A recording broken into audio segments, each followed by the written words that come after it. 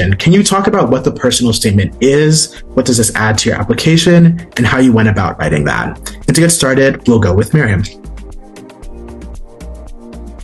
All right, so the personal statement is one essay that every single college that you apply to receive. It's different than any essay that you write before, in the sense that normally when I thought of essays prior to writing my personal statement, I would think of a 4 to 8 page long written out sort of paper, but a personal statement is only 1 page. It's about 650 words maximum, I believe.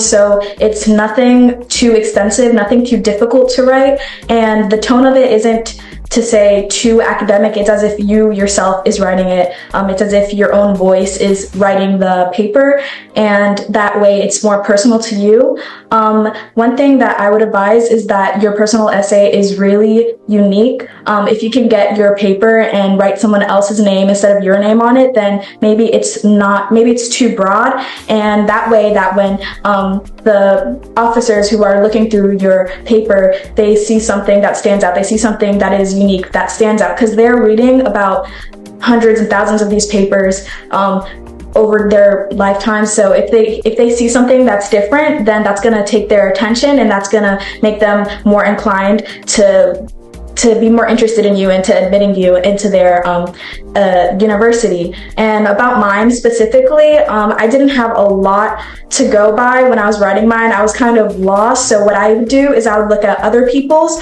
from past cycles and see essays that did work and ones that stood out to me. And I thought, like, I put myself in the position of the people who would be reading my essay, and as I was reading those ones, I would see what stood out to me. What did I find interesting? Would I want to admit that person? And then I'll try to take that and apply it to my own. So some essays that stood out to me were one about Costco, one about random things, and they would be able to take these random ideas like bees and Costco and things that make no sense and be able to tie it back to themselves and thought something deeper. So that's what I did. I took something pretty broad, that doesn't make much sense. The main sentence, the topic sentence, which is really important to make sure that it stands out.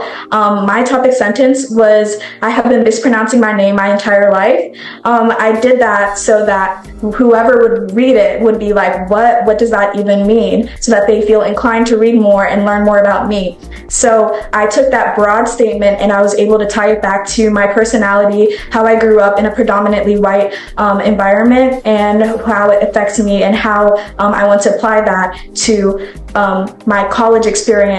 It's very important that after you talk about yourself, that you get more broad and talk about how you are going to apply what you just spoke about to yourself in college, so that the admission people can see what their future student would be like, what that person has to offer to their university. So I talked about myself and how I've been mispronouncing my name, which is sort of a stretch, but and how that mispronunciation in the last 2 letters reflect how white people at my school, which I would go to a majority white school, have been mispronouncing my name, and how I